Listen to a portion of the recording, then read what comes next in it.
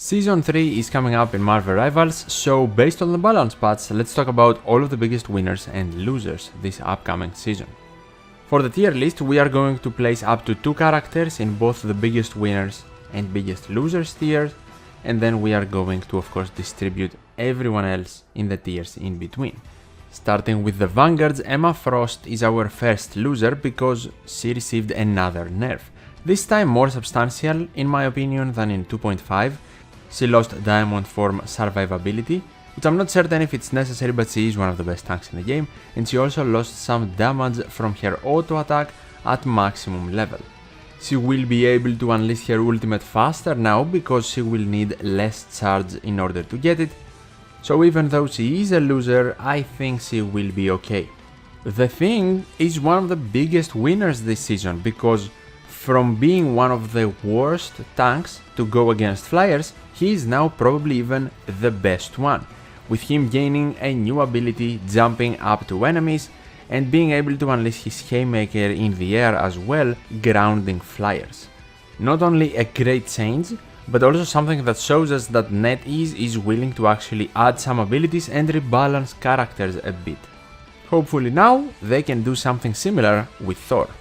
Venom is a winner for sure because he can now slow for 10% more with one of his abilities, making it a bit easier for him to dive squeezes, slow them and then chase them down.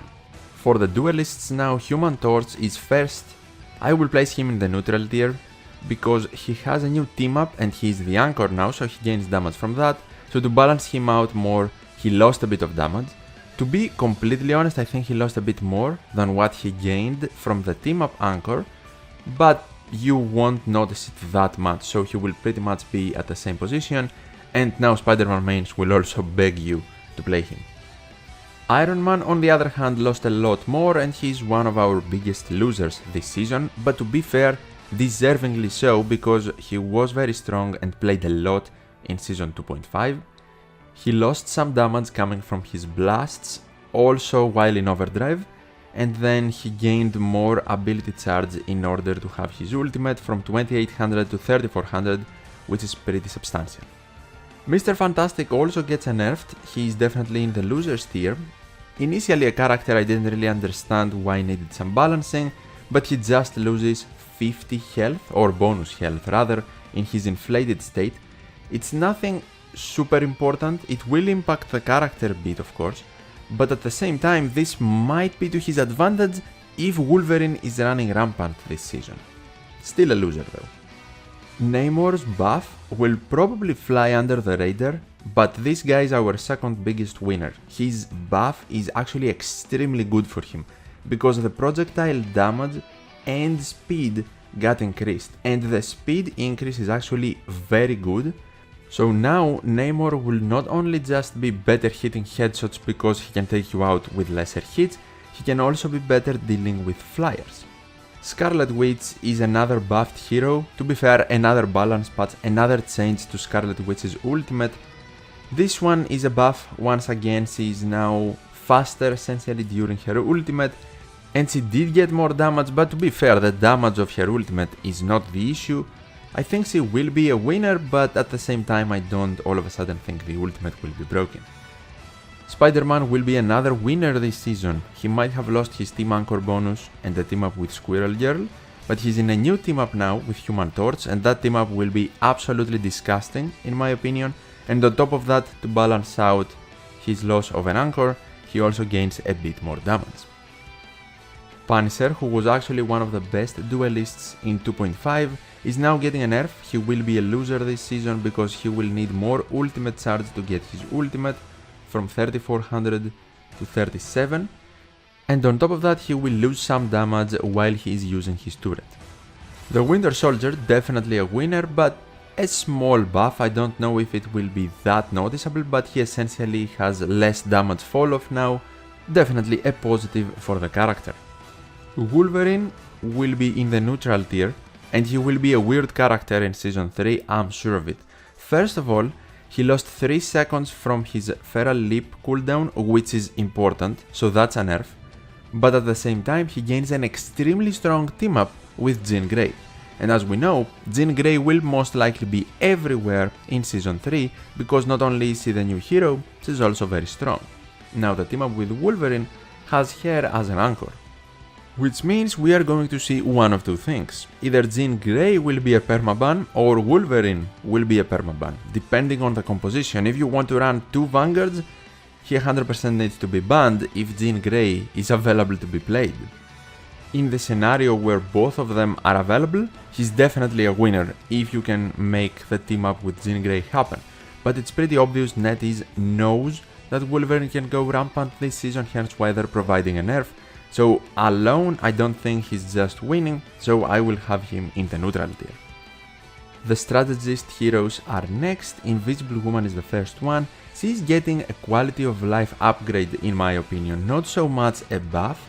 She's definitely a winner though, because from her primary attack, she will be doing more healing when the projectile is moving away from her than when it ricochets back to her or moving back to her. And that is great in case you can't actually ricochet your projectiles to get the double healing, you get more healing on the initial hit.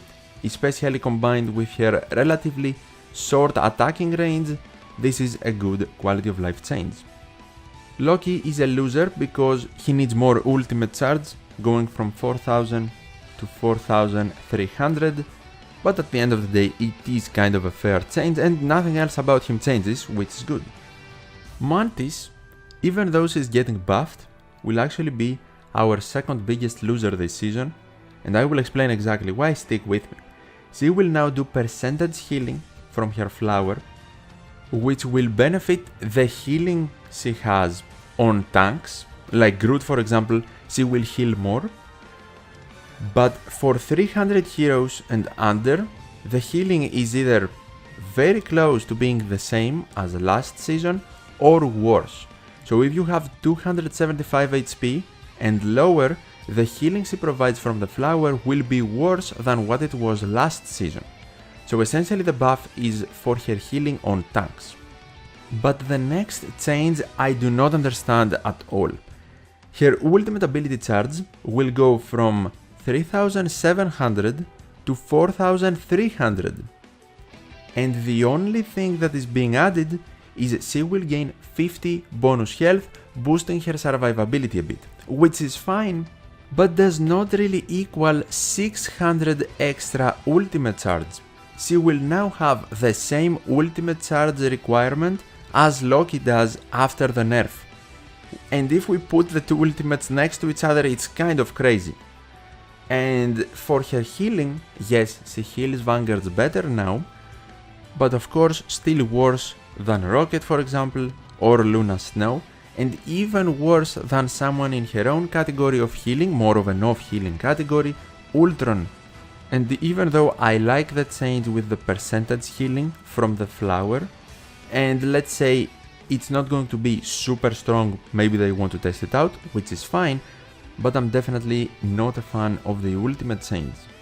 Ultron is technically getting nerfed, but he will be in the neutral tier because he also receives a stealth buff. He loses a bit of shielding from his ability, but he also loses 2 seconds of duration from his dynamic flight, which is the speed boost ability, going from 8 seconds to 6 seconds. From that ability, the best part about it is the initial speed boost and the shielding he gets, not really the rest of the uptime. So now, being able to have it up for 6 seconds means that you will be able to activate it more times and faster because the cooldown of the ability does not change, which in my opinion will actually benefit him. And now we are going to get to the team up changes. None of these characters actually got directly buffed or nerfed based on their kit, but Squirrel Girl for example lost the team up with Spiderman and is now a part of a team up with Iron Man alongside Ultron, where she can shoot a drone squirrel that can auto-aim and hit in the direction you threw it, which is great for her, and people will be more annoyed by her now for sure, so she's definitely a winner. Storm will lose her team up with Human Torch because he now gains one with Spider-Man most likely, but she stays in the neutral. It's not that big of a deal for her, especially now that Sharknado is a thing.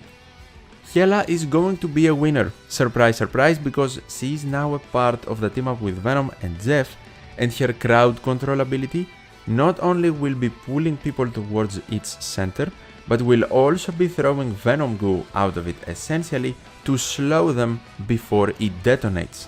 And the duration of it is actually good too, so if you can have a Venom on your team who also got buffed, playing Hela will be even more rewarding.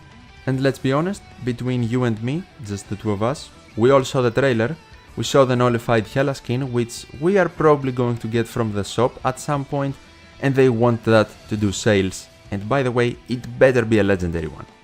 The whole reviving team up with Adam Warlock, Star-Lord and Mantis also is getting a nerf. Adam Warlock doesn't really lose much, so he will go into the neutral, but both Mantis and Star-Lord lose cooldown on their passive team up with him, so Star-Lord will be a loser. And finally we have Jeff, and his team up with Venom is getting a buff. It will now last longer and provide a bit of more passive healing, so he's definitely a winner, which is a good thing to see. And these are all of the winners and losers for Marvel Rivals Season 3. We didn't see big changes like we saw for Thor and Jeff in the last season, but that might be even for the best. Let me know of your opinion in the comments down below. Thank you so much for watching, and see ya!